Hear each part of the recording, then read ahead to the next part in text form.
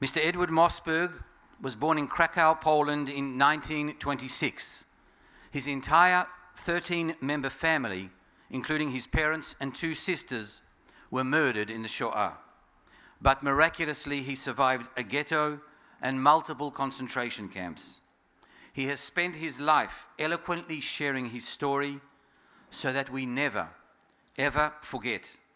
And even today, at 96 years of age, he continues to do so. For me, he says, every day is the Holocaust. Please welcome Mr. Mossberg.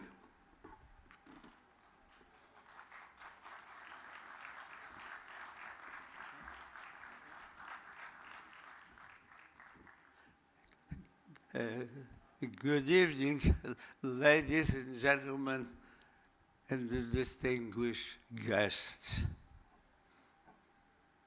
As you know, my name is Edward Mossberg. I would like to say something that we talk about happening on the Ukraine. I feel sorry for those people that are being murdered. But we cannot compare that to the Holocaust. Holocaust was something completely different. I feel sorry for those people, but that's all what I can say. Never compare this to Holocaust. I am a Holocaust survivor. Unfortunately, all the members of my family were murdered by the Germans during the Holocaust. My grandparents, uncle, aunts, and cousin were all murdered by the Germans in Belzec extermination camp. My mother was murdered by the Germans in crematorium number 5 in Auschwitz. My 2 sisters were murdered by the Germans in Stuttgart concentration camp. Those camps, as well as all other concentration camps and extermination camps in Poland, were built by the German and Polish soil. In addition, it is important to know Jews were not the only one murdered at the concentration camp, but anyone, regardless of religion or race, who was against the Nazi Party was killed.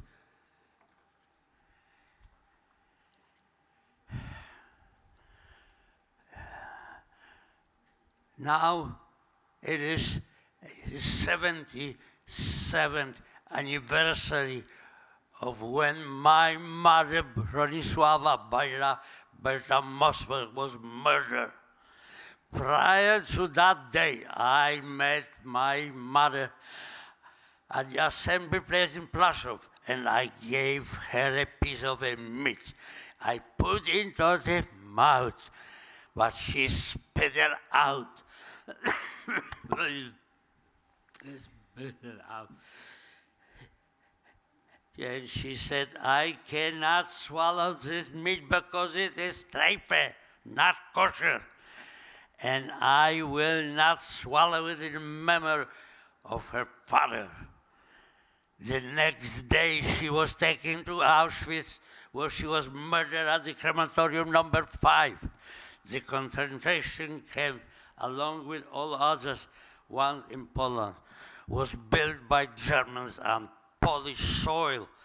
We should remember there were no Polish concentration camp or Polish extermination camp. The world should know about the cruelty and atrocity committed by the Germans at those horrific places, that they murdered 6 million Jews and millions of others and those concentration camps and extermination camps. Since the Germans built those camps on Polish soil, they should pay for the maintenance of those concentration camps and extermination camp in Poland, so that the world will never forget about what happened during the Holocaust. I will never forget or forgive the murder of my mother and the rest of my family and the 6 million Jews and the millions of others who were murdered by the Germans during the Holocaust. How can I forget or forgive the barbaric murder of my family in the Gestapo of Auschwitz, Birkenau, Majdanek, or Treblinka? To forget or forgive would mean to kill the victims a second time. We could not prevent their first death. We must not allow them to be killed again. We have no right to forgive. Only the dead can forgive. Oh, thank you. No, thank you. What happened? This?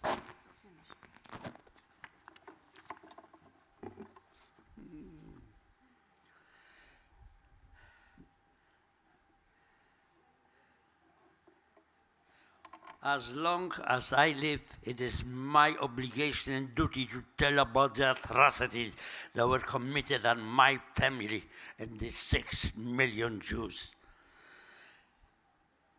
I want to tell you about my wife. I met Cecile in December 1942 in Wieliczka. A group of people was brought to Wieliczka from Kraków ghetto to cleaning after the Jews who lived there and were sent to Belzec extermination camp. Cecile and I were in that group to do the cleaning. When the job was finished in Wieliczka, we were brought back to Kraków ghetto. In the ghetto, I sometimes saw Cecile on the street, and then later in the concentration camp Plaszow. You see, he opens it.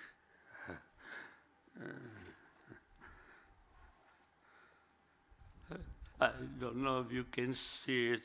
This is a picture that she gave me in 1942, in December 1942. Okay. And I kept those pictures with some other pictures through all the concentration camp. What is While we were in Wieliczka, people were sending pictures, one of another, and Cecile gave me the picture of herself. In 1945, when we were liberated, I was assigned to live in a museum of Hitler's parents in the town called Leonding in Austria. I went back to Mauthausen to look for my family, and I found Cecile. She was laying on the floor in the barrack because she was sick with a typhoid fever. She had known my sister, so I asked her if my sister were there, and she told me they were not. Before I left the barrack, I lifted Cecile up and put her outside through the window so that she could get a fresh air. I then left and went back where I was living. What is it?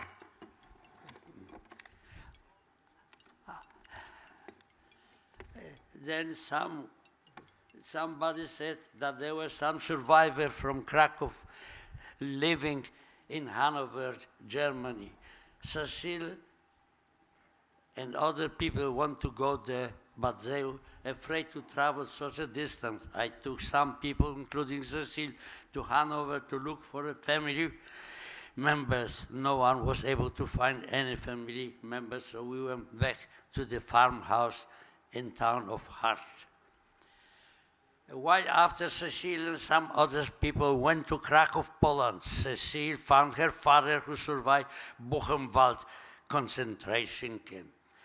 I then decided also go to Krakow, Poland, to look for my two sisters, because I already knew that the rest of my family were murdered by the Germans. Once again, I found Cecile there walking on the street.